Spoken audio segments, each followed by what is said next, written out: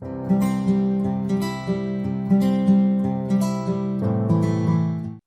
बेटे, आज का जो हमारा टॉपिक है हमारे पास वो है can plants causing CNS disturbances, यानी कि ऐसे पौधे जो आपके सेंट्रल नर्वस सिस्टम को इफेक्ट करते हैं, उनको आप कहते हैं कि वो आपके वो प्लांट्स हैं जो सीएनएस को डिस्टर्ब करते हैं। बेटे, सीएनएस क्या होता है? सीएनएस आपके सेंट्रल नर्वस सिस्टम को कहा जाता है। ठीक है, सेंट्रल नर्वस सिस्टम में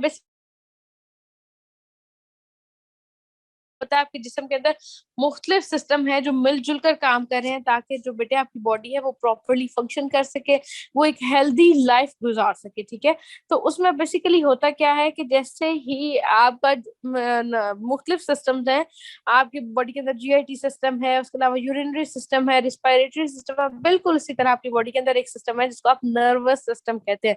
नर्वस सिस्टम क्या होता है कि आपकी बॉडी के अंदर जो एक इंटरनल कम्युनिकेशन सिस्टम है ना, यानी कि जो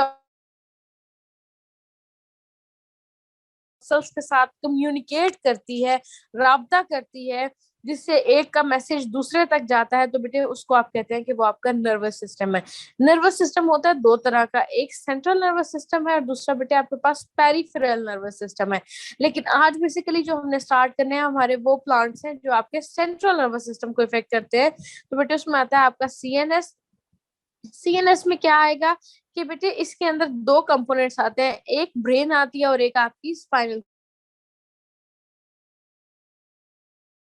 कि जैसे ये आपके यानी कि बेटे ये प्लांट्स अगर इन केस आप इंजेस्ट कर लेते हैं ना, तो ये आपके ब्रेन को या स्पाइनल कॉर्ड को जाके इफेक्ट करते हैं। बेटे अब जो ब्रेन होता है या स्पाइनल कॉर्ड होता है, उसके आपको पता है आपकी बॉडी के अंदर दो तरह के न्यूरॉन्स होते हैं। जैसे बेटे अगर आप किसी भी गर्म चीज को हाथ लगाते हैं ना, यानी कि जो बॉडी पार्ट आपका सेंस करता है, वो बेटे उन न्यूरॉन्स को आप कहते हैं कि वो सेंसरी न्यूरॉन्स है। न्यूरॉन्स क्या होती है बेटे? आपके नर्वस सिस्टम का हिस्सा है। जब बहुत सारे नर्वस सिस्टम कहते हैं, तो बेटे जब भी आपने कोई चीज सेंस करनी हो तो उसके लिए आपकी बॉडी के अंदर सेंसरी न्यूरॉन्स होती हैं, और उसके बाद बेटे जो आपका ब्रेन उसका रिस्पॉन्स देता है, और आप मतलब वो गर्म चीज को आपने हाथ लगाया, आपके हाथ मतलब जो वहां पे सेंसरी न्यूरॉन्स जिन्होंने डिटेक्ट किया, बेटे वहां पे एक्शन पोटेंशियल बना और आपका जो मैसेज था वो आपके ब्रेन तक गया। अब बेटे ब्रेन से आगे से क्या होता है कि रिस्पॉन्स मिलता है कि हाथ को पीछे किया जाए, तो ब्रेन के अंदर क्या होती है, मोटर न्यूरॉन्स होती हैं जो मैसेज लेके आपके बॉडी ऑर्गन तक जाती हैं कि हाथ को पीछे उठा लिया जाए। अब बेटे इसमें होता ये है कि आपके जो ब्रेन और स्पाइनल कॉर्ड होता है उसके अंदर से मुख्तलिफ न्यूरॉन्स निकल रही होती हैं। बेसिकली होता है कि बेटे जैसे ही आप इस प्लांट को एडजस्ट कर लेते हैं, तो बेटे वो जो न्यूरॉन्स होती हैं ना, जो आपकी बॉडी के अंदर कोऑर्डिनेशन बनाए हुए होती हैं, जो आपकी बॉडी के अंदर मुख्तलिफ फैक्टर्स में यानी कि मुख्तलिफ पहलुओं पर बेटे कोऑर्डिनेट करवाती हैं, यानी कि आपकी जो एक कह लें कि कॉपरेशन है आपकी बॉडी के अंदर मुख्तलिफ ऑर्गन्स के अंदर, आप प्रॉपर बैलेंस से चलते हैं। आपको पता है किस टाइम पे हाथ उठाना है, किस टाइम पे पाँव आगे यानी कि कदम आगे रखना है, पीछे रखना है। तो ये सारा एक बैलेंस मेंटेन है जो आपका ब्रेन मैसेजेस देता है। वो ब्रेन मैसेजेस किसको देता है? न्यूरॉन्स को देता है। जब सीएनएस इफेक्ट होता है, तो बेटे सीएनएस के केस में वो जो मैसेजेस होते हैं वो प्रॉपरली आपके ब्रेन से आपके ऑर्गन तक नहीं जाते, जिसकी वजह से आपका बॉडी कोऑर्डिनेशन लॉस हो जाता है। ठीक है, जिसमें सबसे पहला प्लांट है हमारे पास कैनबिस टीवा। ठीक है, कैनबिस टीवा आप कहते हैं भंग को। ठीक है, जैसे आपके पास ये सामने उन्होंने फोटो में आपको दिखाया हुआ भी है, ये भंग आप ये पौधा लगा हुआ है, इसको भंग का पौधा कहा जाता है या कैनबिस टीवा भी कहा जाता है। अब कैनबिस से आपने याद रखना है इसकी फैमिली जो है वो कैनाबिनेशियाई है।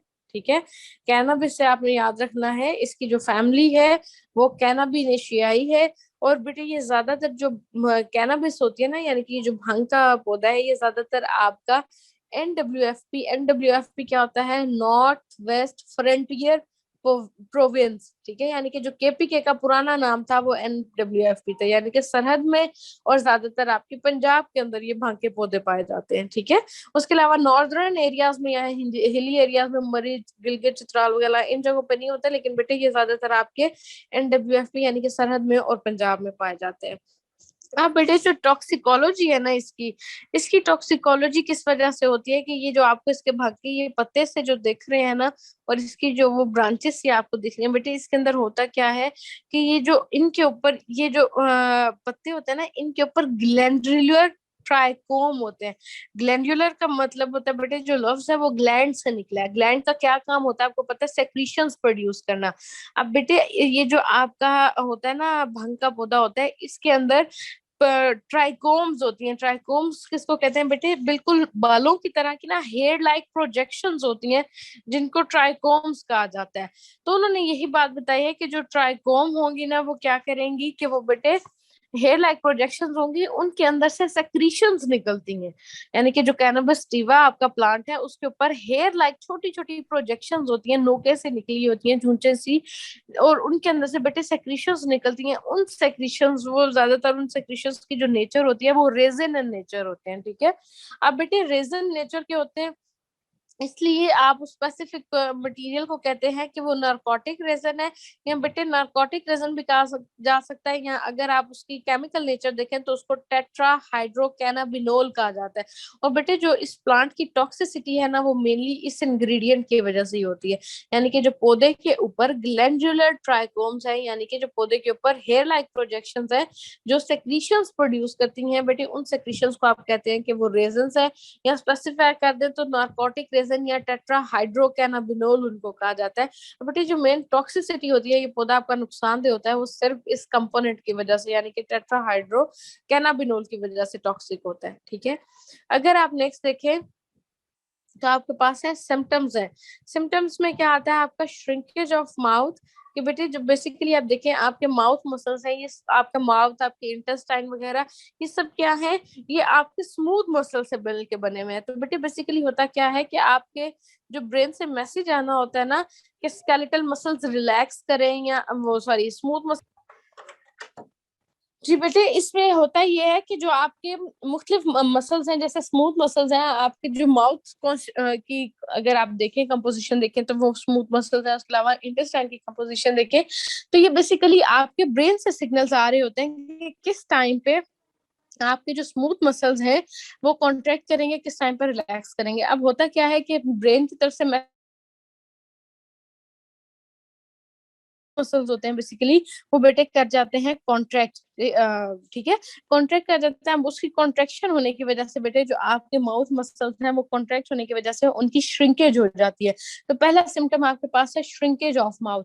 अब बेटे इसी तरह अगर आप सेम वाइज लाइक वाइज देखें, अगर आप तो इस तरह ही सेम आपके इंटेस्टाइन में होता है कि आपके इंटेस्टाइन भी जो है वो आपके स्मूथ मसल से बनी हुई है।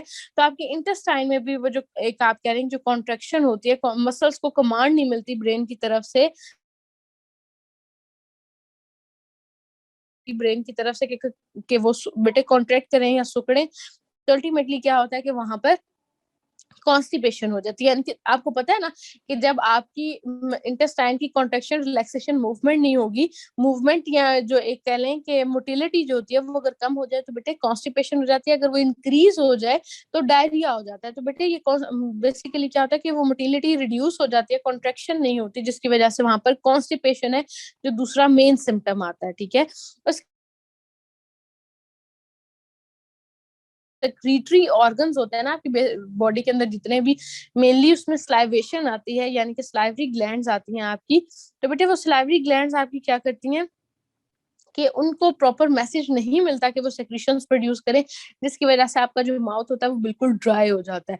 अब माउथ ड्राई होगा तो ऑब्वियसली उसके साथ में बेटे अब माउथ के ड्राई होने की वजह से वहां पर म्यूकस प्रोडक्शन नहीं हो रही, वहां पर स्लाइवा प्रोडक्शन नहीं हो रही। तो वहां पर जो कफ बेसिकली आपके जो लंग्स को जाके वो इफेक्ट करते हैं, साथ देख लें मतलब सब को भी इफेक्ट कर रहा है। तो बेटे सब जगह पे उसकी इफेक्शन होती है, इसलिए आप उसको कहते हैं कि ये क्या है आपका यानी कि टॉक्सिक प्लांट है ये, ठीक है। अगर आप नेक्स्ट देखें बेटे, अगर आप नेक्स्ट देखें तो लिखा हुआ भी है डिप्रेशन, यानी कि जाहिर सी बात है सीएनएस को इफेक्ट कर रहा है तो डिप्रेशन तो मेन सिम्टम इसमें आएगा। अब बेटे कुछ लोग होते हैं जो आपके इसको मतलब जो लोग लेते हैं ना ये कैनबिस सेवा लेते हैं या भंग, जिसको आप ये सीन होता है कि वो लोग उसके मतलब कल वॉमिटिंग के कलर तक वो एंजॉय करते हैं, ठीक है। यानी कि वो जो वॉमिटिंग उनके अंदर इंड्यूस हो गई होती है वो उस वॉमिटिंग के कलर तक को एंजॉय कर रहे होते हैं, यानी कि वो अपने सेंसेस में ही नहीं होते, इस कदर उनका जो सेंट्रल नर्वस सिस्टम होता है वो डिप्रेस हो चुका हुआ होता है। उसके अलावा बेटे हेलुसिनेशंस होती हैं। हेलुसिनेशंस क्या होती हैं कि बेटे इमेजिनरी फीलिंग्स होती हैं। आपको लगता है कि आपके सामने कुछ हो रहा है, लेकिन एक्चुअली वो नहीं हो रहा होता। ठीक है। ऐसे उसके अलावा वॉमिटिंग, हेडेक, ये साइड सिम्टम्स आते हैं। अगर आप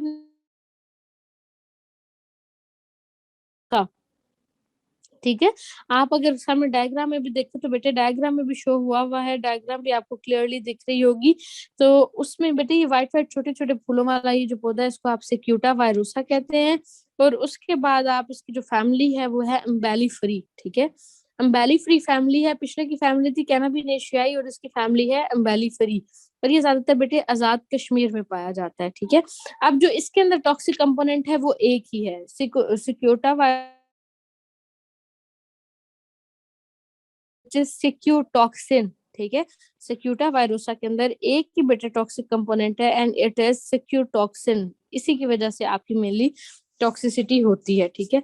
अगर उसके बाद आप आगे सिम्टम्स देखें बेटे, सिम्टम्स में अगर आप इसके देखें तो सिम्टम्स में उन्होंने बताया हुआ है डिप्रेशन, वही जैसे पिछले के अंदर आपका सीएनएस को बेटे अफेक्ट कर रहा है, तो ऑब्वियसली आपका जो सेंट्रल नर्वस सिस्टम है उसको डिप्रेस कर देगा।